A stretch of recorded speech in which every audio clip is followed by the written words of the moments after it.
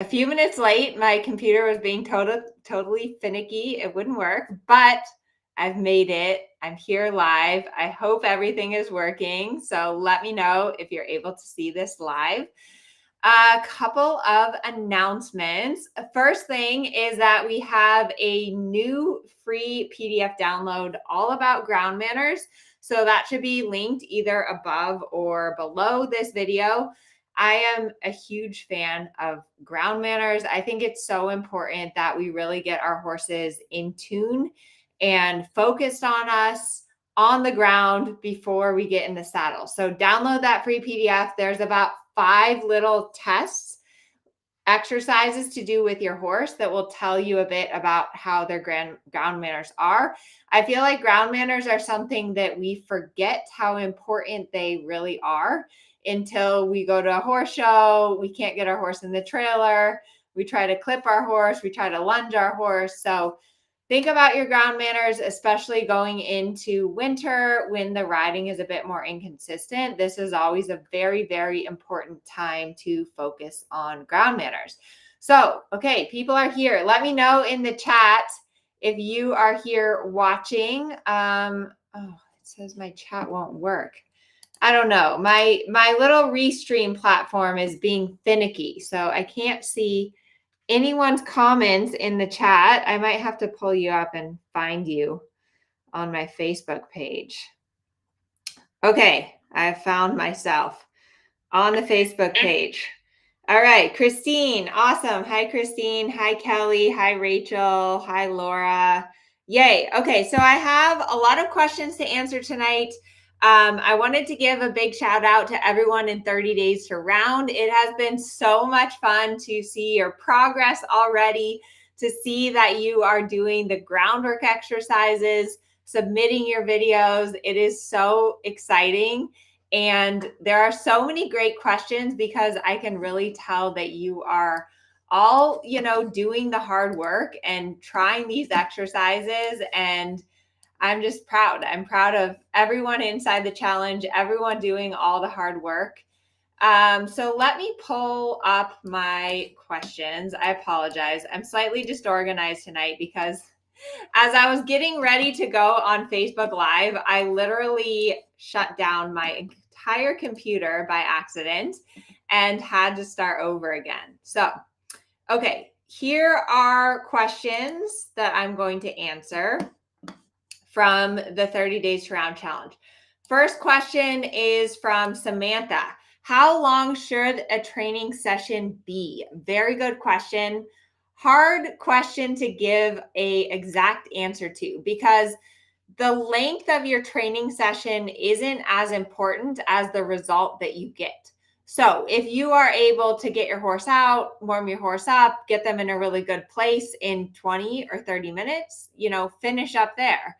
I would say maximum time is 45 minutes plus maybe 15 minutes of walking. You're not really going to accomplish more than the longer you go. So max time is 45 minutes.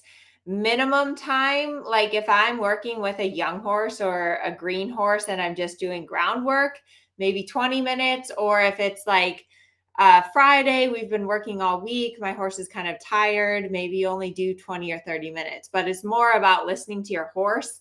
And you always want to end on a good note.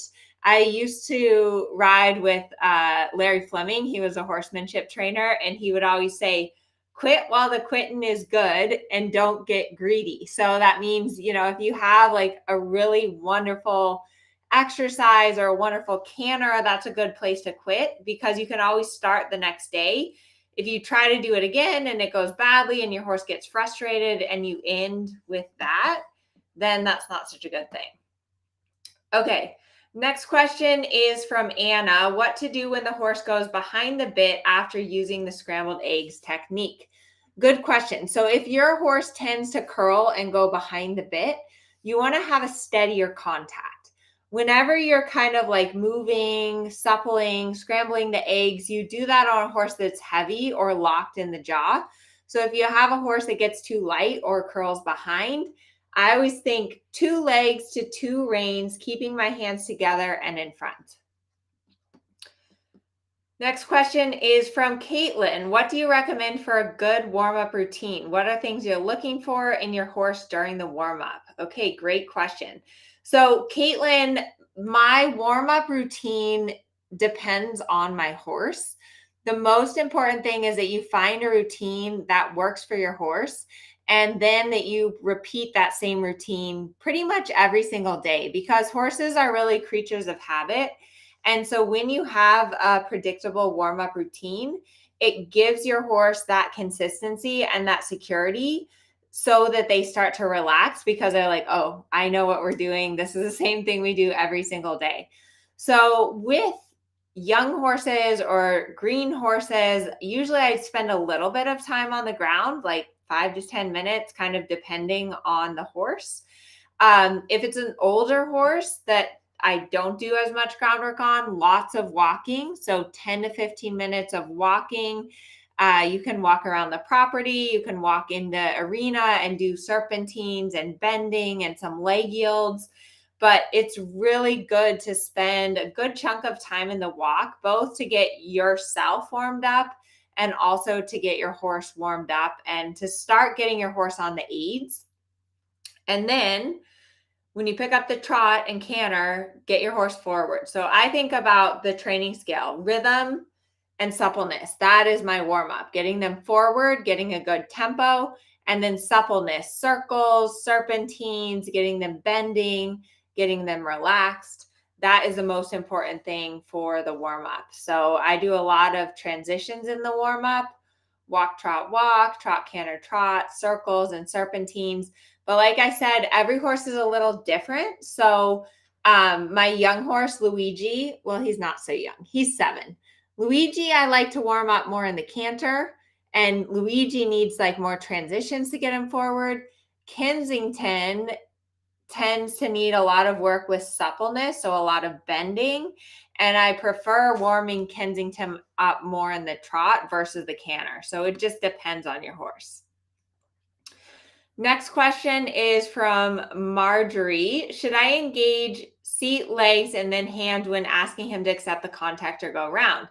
I'm trying not to just focus on his face, but asking for engagement and forward motion. Yes, absolutely. So when you're working on getting your horse to go around, you have to have that forward motion first. So whenever you're going to use your reins, you've got to think leg first, leg to send your horse forward, and then your reins always softer than your leg aid, so that your legs are always the overriding aid. It's always more important to get your horse responsive to the leg first, then work on round.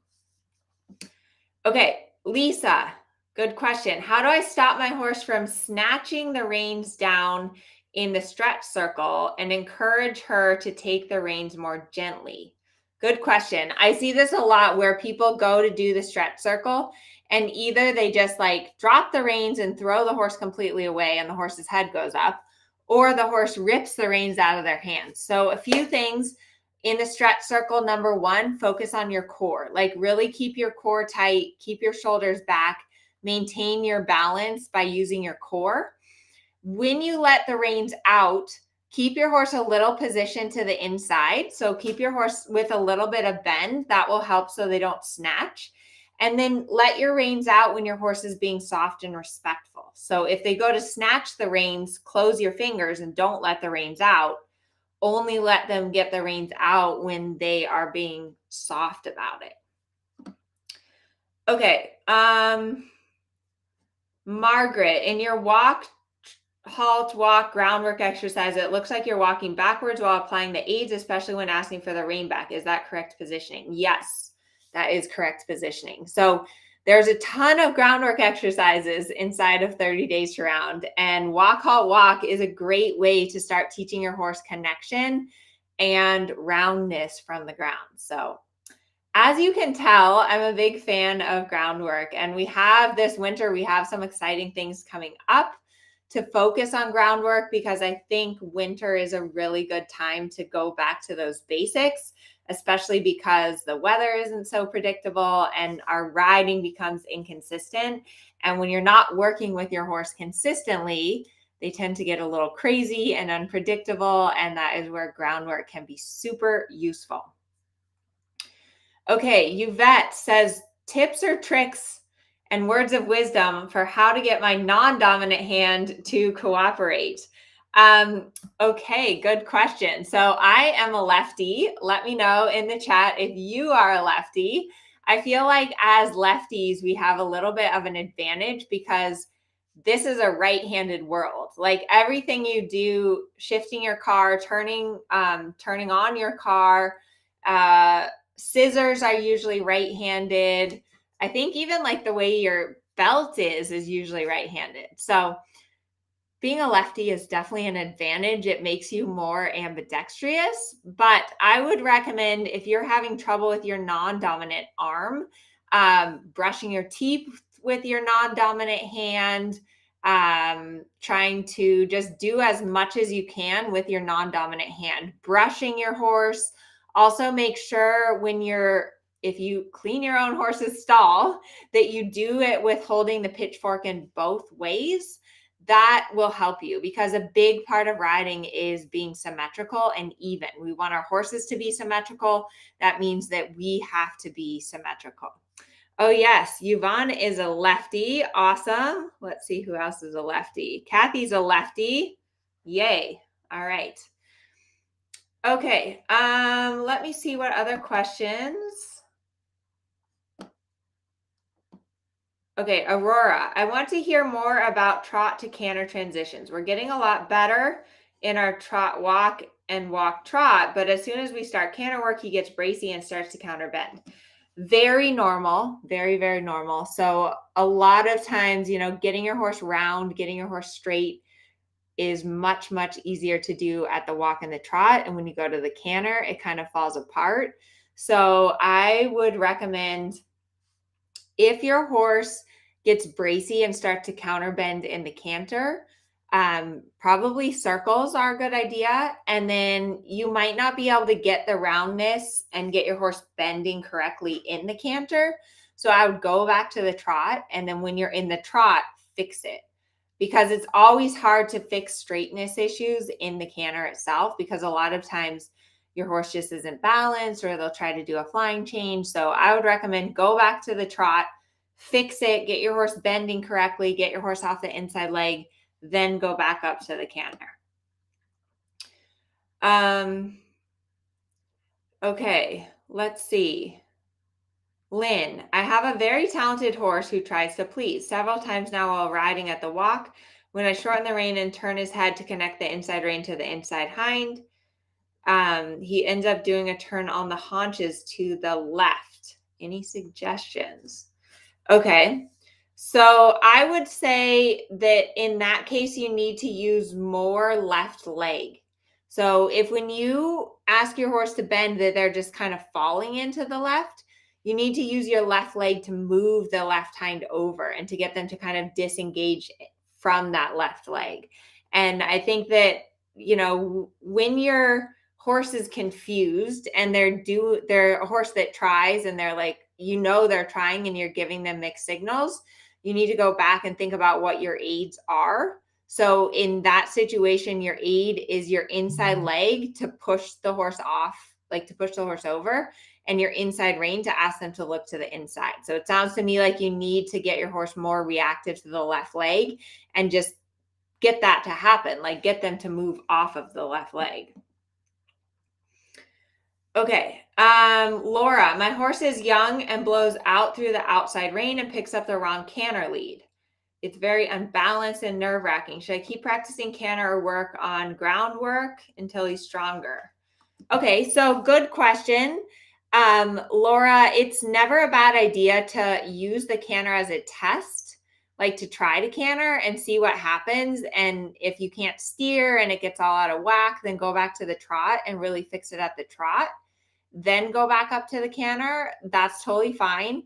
I also love the snowman exercise. I think the snowman is my all-time favorite exercise. So that is what I would recommend doing if you're having trouble with getting the correct lead. All right, what else? Dawn Marie says walk to canter. She's having trouble getting the canter right away. She still trots a step and comes above the bit. So if you're having trouble with your walk canter transitions, it sounds like you're on the right track. One thing that I might go back to, Dawn, is trying to do a slow trot to canter and ask her to be really round. So like think trot, almost walk, super round, and then canter. That's just a way to make it a little bit more simple and break it down. Okay. Stina, here's a good question. My horse does not respond to the pull release. He happily stands there for 15 to 20 minutes, slowly falling asleep. Zigzagging hasn't worked either. Any other techniques you'd recommend trying? So, Stina, if your horse is completely unresponsive to the pull release, get him more responsive somewhere else. Like I would practice leading and make him like march and halt and back up and march and halt and back up and maybe bending. Wake him up a little bit, get him responsive to your aids elsewhere, and then go back to that pull release. Because if what you're doing isn't working, then you've got to wake him up and get him paying attention and then try it again. Okay.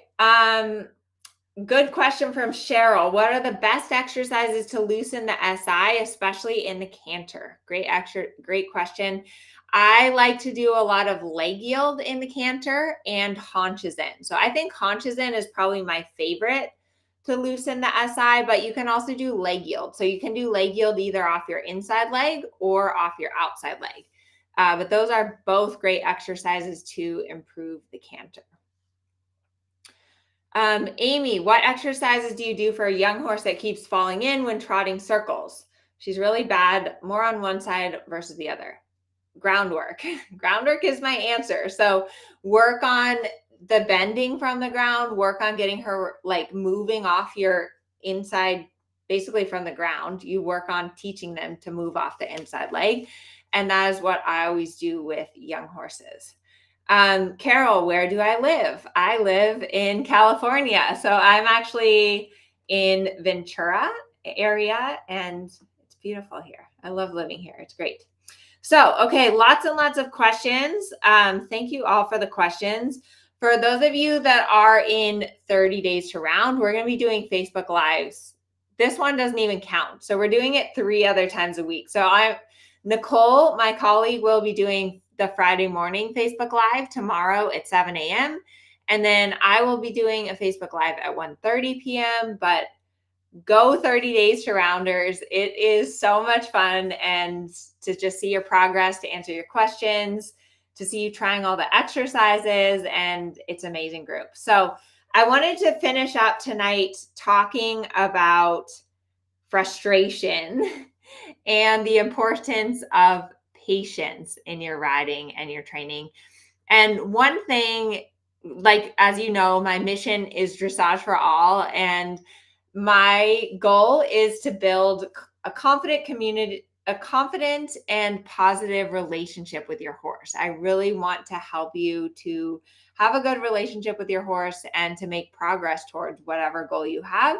The truth of the matter is that riding is very hard and we all struggle. We all get frustrated. And we're in it together. And it's really important that we always are supportive of one another and very transparent and real about how hard it is. And I think with social media, it's like you see all these posts of like blue ribbons and my horse was the best and we're doing so well. But behind all of that, there's always struggle and there's always frustration.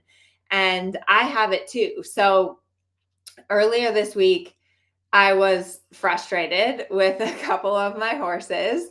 And rather than being so much in the moment, and like I used to when I was younger and I would get frustrated, I would, like my frustration would almost become anger and more pressure on the horse. And I realize now that that's not helpful. And do I still get frustrated? Yes. Do I still put too much pressure on my horses sometimes when I get frustrated? Yes. But I think it's really important to recognize your emotions when you're riding and be able to take a step back and assess whether or not what you're doing is helpful for the future.